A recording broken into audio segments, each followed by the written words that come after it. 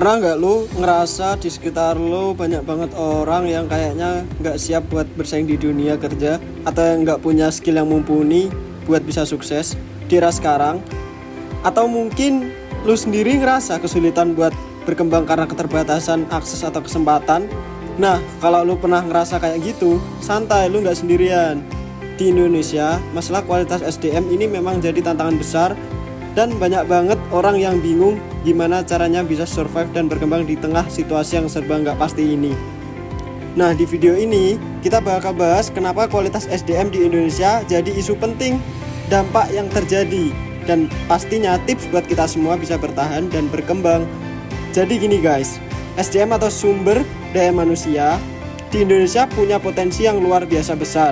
Jumlahnya banyak dan kalau dipoles dengan baik bisa jadi aset besar untuk kemajuan negara. Tapi faktanya kita masih punya banyak PR. Berdasarkan data, Indonesia punya angka tenaga kerja yang besar. Tapi sayangnya mayoritas dari mereka termasuk ke dalam kategori low quality. Ini artinya banyak tenaga kerja yang kurang punya skill atau kemampuan khusus yang dibutuhkan buat bersaing di pasar kerja modern. Kenapa bisa begitu? Ada beberapa faktor yang bikin SDM kita masih berada di level ini. Yang pertama, ada pendidikan. Sistem pendidikan kita seringkali lebih fokus ke teori daripada praktik atau pengembangan skill. Banyak lulusan yang tahu teori, tapi pas masuk ke dunia kerja, masih harus belajar banyak dari nol. Untuk kedua, ada akses pendidikan yang belum merata.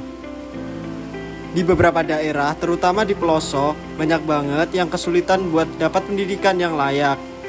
Yang ketiga, pengaruh digitalisasi.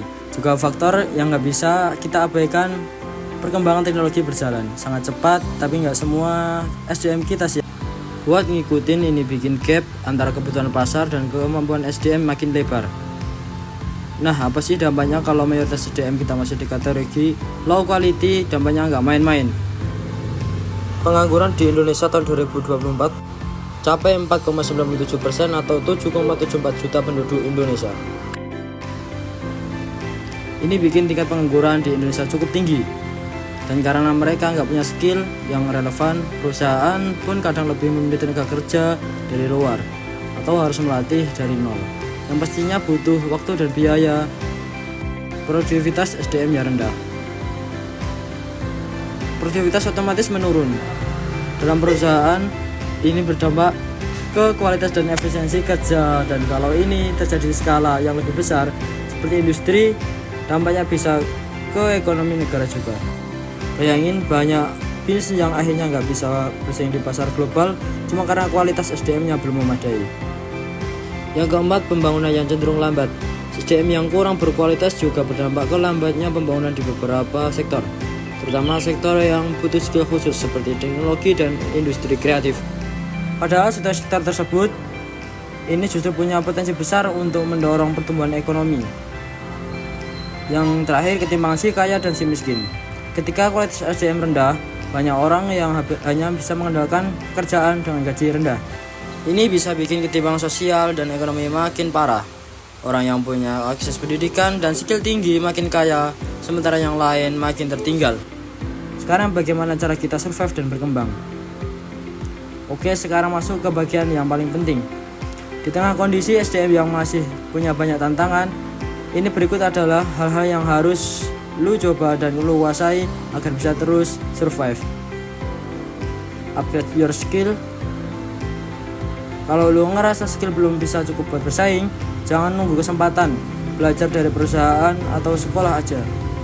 Di era digital, banyak banget platform online yang menyediakan kursus gratis atau berbayar dengan harga terjangkau.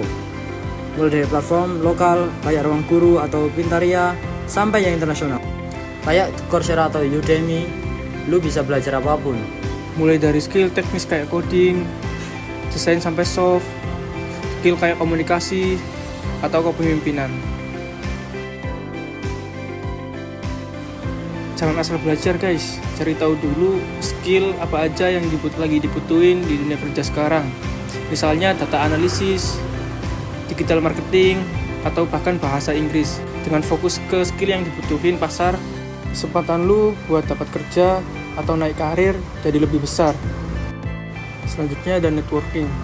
Kadang yang bikin kita dapat peluang bukan cuma skill aja, tapi juga relasi. Coba bangun jaringan atau networking dengan orang-orang yang bisa bantu karir lu, misalnya ikut komunitas, datang ke seminar, atau aktif di LinkedIn. Dengan jaringan yang kuat, lu punya lebih banyak akses buat dapat informasi dan peluang baru. Kemudian keluar dari zona nyaman. Banyak dari kita yang terlalu nyaman di satu pekerjaan atau lingkungan, padahal di luar sana banyak banget kesempatan buat berkembang.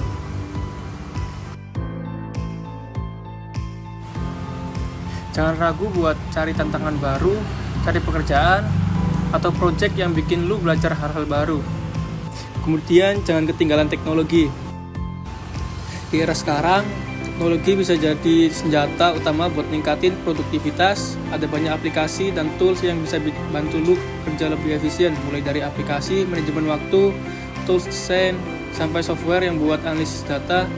Selain bisa ngebantu lu jadi lebih produktif, kemampuan menggunakan teknologi ini juga bisa jadi nilai plus di mata perusahaan. Dan terakhir ada di pendidikan investasi terbaik. Banyak orang yang masih ragu buat keluar uang buat belajar atau kursus, padahal investasi di pendidikan itu bisa balik lagi ke kita dalam bentuk penghasilan yang lebih besar atau peluang karir yang lebih baik. Jadi jangan ragu buat investasi di pendidikan lo sendiri. Bangun mindset positif dan kuat.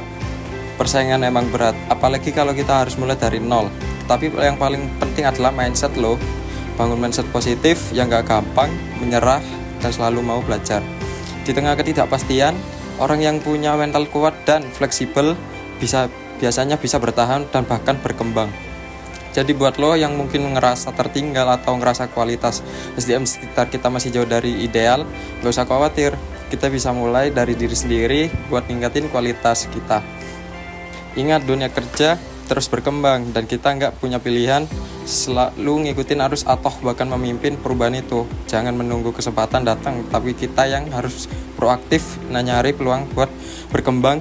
Sekarang coba tulis di kolom komentar kira-kira skill apa yang lagi pengen lo tingkatkan, atau mungkin lo punya tips lain buat tingkatin kualitas SDM di Indonesia. Share pendapat lo di bawah gue, tunggu.